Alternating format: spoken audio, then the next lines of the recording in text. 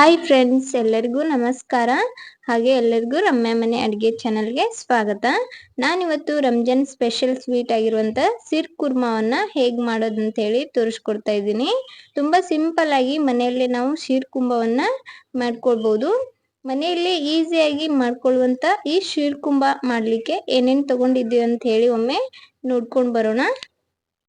Sheer ಕುಂಭ ಮಾಡಲಿಕ್ಕೆ ಸ್ವಲ್ಪ ಬಾದಾಮಿ, ಹಾಗೆ ಒಂದು ಸ್ವಲ್ಪ ಗೋಡಂಬಿ, ಸ್ವಲ್ಪ ಪಿಸ್ತಾ, ಹಾಗೆ ಸ್ವಲ್ಪ ಪಂಪ್ಕಿನ್ ಸೀಡ್ಸ್, ಚಿರೋಂಜಿ ಸೀಡ್ಸ್, ಹಾಗೆ ವಾಟರ್ ಮೆಲನ್ ಸೀಡ್ಸ್ ತಗೊಂಡಿದ್ದೀನಿ. ಈ ಕಡೆ ಸ್ವಲ್ಪ ಸಕ್ಕರೆ ತಗೊಂಡಿದ್ದೀನಿ, ಒಂದು ಬೌಲ್ನಷ್ಟು. ಒಂದು 4-5 ಚಮಚದಷ್ಟು ತುಪ್ಪವನ್ನು ತಗೊಂಡಿದ್ದೀನಿ. ಇಲ್ಲಿ ಕೇಸರಿಯನ್ನು ನಾನು ಸುಡು ಹಾಲಿನಲ್ಲಿ ನೆನೆ ಹಾಕೊಂಡಿದ್ದೀನಿ. ಈ ಕಡೆ ಶಾವಿಗೆ ತಗೊಂಡಿದ್ದೀನಿ, ಪಾಯಸ ಮಾಡೋ ಶಾವಿಗೆ ತಗೊಂಡಿದ್ದೀನಿ. ಹಾಗೆ ಹಾಲಿನ ಪೌಡರನ್ನು ಹಾಲಿನಲ್ಲಿ ಸ್ವಲ್ಪ ಕಲಸಿಟ್ಕೊಂಡಿದ್ದೀನಿ. ಒಂದು 2-3 ಏಲಕ್ಕಿ, ಹಾಗೆ ಅರ್ಧ ಲೀಟರ್ನಷ್ಟು ಹಾಲನ್ನು ತಗೊಂಡಿದ್ದೀನಿ. ಡ್ರೈ ಫ್ರೂಟ್ಸನ್ನು ಏನು ತಗೊಂಡಿದ್ನಲ್ಲ ಅದನ್ನೆಲ್ಲ ನೆನೆಸಿ ಈ ಥರ ನೀಟಾಗಿ ಕಟ್ ಮಾಡಿ ಇಟ್ಕೊಂಡಿದ್ದೀನಿ ಎಲ್ಲ ಡ್ರೈ ಫ್ರೂಟ್ಸನ್ನು.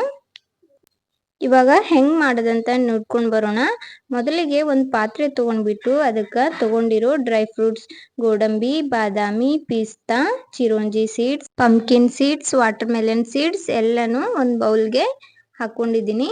ಇದಕ್ಕೇನೆ ನಾನು ಒಂದು ಸ್ವಲ್ಪ ಗರಂ ನೀರನ್ನು ಹಾಕ್ಕೊಂಡು ಇದನ್ನು ಒಂದು 6-7 ಗಂಟೆ ನೆನೆಲಿಕ್ಕೆ ಇಟ್ಕೋತೀನಿ. ನಾನು ಎಲ್ಲ ಡ್ರೈ ಫ್ರೂಟ್ಸ್ ನೀಟಾಗಿ ನೆನಬೇಕಾಗ್ತದ. ಇದಕ್ಕೆ ಹಾಗೆ ಒಂದು 3-4 ಉತ್ತತ್ತಿ ಸಹ ಸೇರಿಸ್ಕೊಂಡಿದ್ದೀನಿ. ಉತ್ತತ್ತಿ ಇಲ್ಲ ಅಂದರೆ ಖಜೂರ್ ಸಿಗ್ತದಲ್ಲ, ಖಜೂರನ್ನು ಸಹ ಸೇರಿಸ್ಕೋಬೋದು. ಇವಾಗ 6-7 ಗಂಟೆ ಆದ ನಂತರ ನೋಡ್ಬೋದು ಯಾವ ಥರ ನೆಂದು ಬಂದವ ಎಲ್ಲ ಡ್ರೈ ಫ್ರೂಟ್ಸ್, ಸಿಪ್ಪೆ ತಾನಾಗೆ ಉಚ್ಚಲ್ತವ. ಇವಾಗ ಇವುಗಳನ್ನು ನೀಟಾಗಿ ಕಟ್ ಮಾಡಿ ಇಟ್ಕೊಳ್ತೀನಿ. ಸಿಪ್ಪೆ ಎಲ್ಲ ತೆಗೆದು ಕಟ್ ಮಾಡಿ ಇಟ್ಕೋಬೇಕಾಗ್ತದ.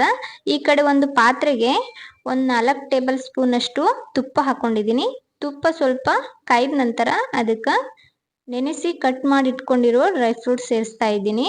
ಸ್ವಲ್ಪ ಬಾದಾಮಿ, ಹಾಗೆ ಪಿಸ್ತಾ, ಹಾಗೆ ಗೋಡಂಬಿ ಹಾಕೊಂಡು ಇದನ್ನು ಫ್ರೈ ಮಾಡ್ಕೋಬೇಕಾಗ್ತದ. ಇವಾಗೇನೆ ಇದಕ್ಕೆ ನಾನು ಉತ್ತತ್ತಿ ಸಹ ನೆನೆಸಿಟ್ಟಿದ್ನೆಲ್ಲ ಅದನ್ನು ಸೇರಿಸ್ಕೊಂಡಿದ್ದೀನಿ. ಎಲ್ಲ ಡ್ರೈ ಫ್ರೂಟ್ಸನ್ನು ಮೀಡಿಯಂ ಫ್ಲೇಮಲ್ಲಿ ಇಟ್ಕೊಂಡು ಸ್ವಲ್ಪ ಹೊತ್ತು ಫ್ರೈ ಮಾಡ್ಕೋಬೇಕಾಗ್ತದ.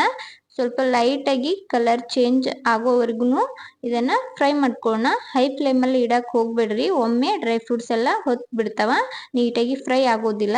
ಇವಾಗ ನೋಡ್ಬೋದು ಕಲರ್ನು ಚೇಂಜ್ ಆಗ್ಯದ, ನೀಟಾಗಿ ಫ್ರೈ ಕೂಡ ಆಗ್ಯಾವ. ಇದನ್ನು ಒಂದು ಪ್ಲೇಟ್ಗೆ ಎತ್ತಿಟ್ಕೊಳ್ತೀನಿ. ಅದೇ ತುಪ್ಪಕ್ಕೆ ಸ್ವಲ್ಪ ಚಿರೋಂಜಿ ಸೀಡ್ಸ್, ವಾಟರ್ ಮೆಲನ್ ಸೀಡ್ಸ್, ಹಾಗೆ ಪಂಪ್ಕಿನ್ ಸೀಡ್ಸನ್ನು ಹಾಕ್ಕೊಂಡಿದ್ದೀನಿ.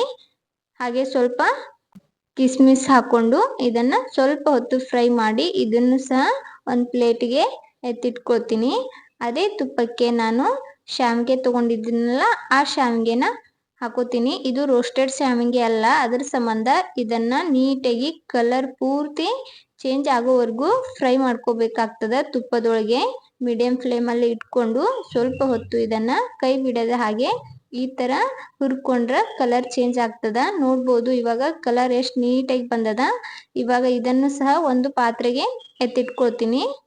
ಇವಾಗ ಅದೇ ಪಾತ್ರೆಗೆ ಮೊದಲಿಗೆ ಒಂದು ಸ್ವಲ್ಪ ನೀರನ್ನು ಹಾಕ್ಕೊಂಡಿದ್ದೀನಿ. ನೀರು ಹಾಕ್ಕೊಂಡ ನಂತರ ಇದಕ್ಕೆ ನಾನು ಒಂದು ಅರ್ಧ ಲೀಟರ್ನಷ್ಟು ಹಾಲು ಸೇರಿಸ್ತಾ ಇದ್ದೀನಿ.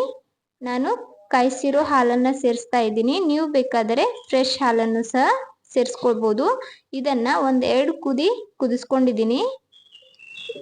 ಕುದಿತಿರೋ ಹಾಲಿಗೆ ನಾವು ಶಾವಿಗೆ ಹುರಿದಿಟ್ಟಿದ್ವಲ್ಲ ಆ ಶಾವಿಗೆನ ಸೇರಿಸ್ಕೊಂಡು ಒಂದು ಸ್ವಲ್ಪ ಹೊತ್ತು ಇದನ್ನು ಕುದಿಸ್ಕೊಳ್ತೀನಿ.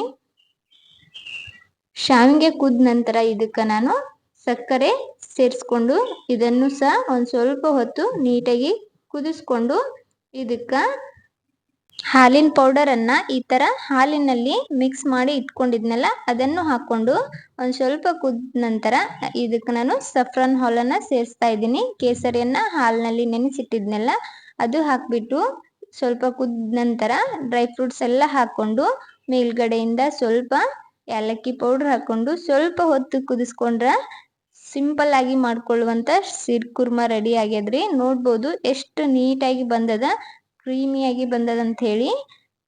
ಇದರೊಳಗ ಎಲ್ಲ ಡ್ರೈ ಫ್ರೂಟ್ಸ್ನು ಹಾಕಿರೋದ್ರಿಂದ ಮಕ್ಕಳಿಗೂ ಕೊಡ್ಬೋದು, ಹೆಲ್ತಿಗೂ ಕೂಡ ಒಳ್ಳೇದಲ್ವಾ ಎಲ್ಲ ಡ್ರೈ ಫ್ರೂಟ್ಸ್. ಹಾಗಾಗಿ ಮಕ್ಕಳನ್ನು ಆರಾಮಾಗಿ ಇದನ್ನ ಕುಡಿಬಹುದು. ಇಲ್ಲಿ ಬೇಕಾದ್ರೆ ಮಕ್ಕಳಿಗೆ ಕೊಡುವಾಗ ಸಕ್ಕರೆಯನ್ನ ಸ್ಕಿಪ್ ಮಾಡಿಬಿಟ್ಟು ಕಂಡೆನ್ಸ್ ಮಿಲ್ಕ್ ಅನ್ನ ಹಾಕೊಂಡು ಸಹ ಇದನ್ನ ಮಾಡ್ಕೊಳ್ಬಹುದು. ನೀವು ಸಹ ಒಮ್ಮೆ ಟ್ರೈ ಮಾಡಿ, ತುಂಬಾ ಈಸಿಯಾಗಿ ಇದನ್ನ ಮಾಡ್ಕೊಳ್ಬಹುದು. ಟ್ರೈ ಮಾಡಿಬಿಟ್ಟು ಹೇಗಾಗಿತ್ತಂತ ಕಮೆಂಟ್ ಮಾಡೋದು ಮಾತ್ರ ಮರಿಬೇಡಿ. ಇಷ್ಟ ಆಗಿದೆ ಅನ್ಕೊಂಡಿದೀನಿ ಈ ರೆಸಿಪಿ. ಇಷ್ಟ ಆದ್ರೆ ತಡ ಮಾಡಬೇಡ್ರಿ, ಒಂದು ಲೈಕ್ ಕೊಡಿ. ಹಾಗೆ ಇದೇ ತರದ ಈಸಿ ಹಾಗೂ ಇನ್ನಿತರ ರೆಸಿಪಿಗೋಸ್ಕರ ರಮ್ಯಾ ಮನೆ ಅಡುಗೆ ಚಾನಲನ್ನ ಸಬ್ಸ್ಕ್ರೈಬ್ ಮಾಡ್ಕೊಳ್ಳಿ. ಇವಾಗ ಈ ಸಿರ್ ಕುರ್ಮಾವನ್ನ ನಾನು ಸರ್ವ್ ಮಾಡ್ತಾ ಇದ್ದೀನಿ ಒಂದು ಗ್ಲಾಸ್ಗೆ. ನೋಡ್ಬೋದು ಎಷ್ಟು ನೀಟಾಗಿ ಕಾಣ್ತಾ ಇದೆ ಅಂತ ಹೇಳಿ. ಟೇಸ್ಟ್ನು ಕೂಡ ಅಷ್ಟೇ ಚೆನ್ನಾಗಿತ್ತು. ಚಾನಲ್ನ ಸಬ್ಸ್ಕ್ರೈಬ್ ಮಾಡದೆ ಯಾರೆಲ್ಲ ವಿಡಿಯೋ ನೋಡ್ತಾ ಇದ್ದೀರಾ ಚಾನಲ್ನ ಸಬ್ಸ್ಕ್ರೈಬ್ ಮಾಡ್ಕೊಳ್ಳಿ. Thanks for watching.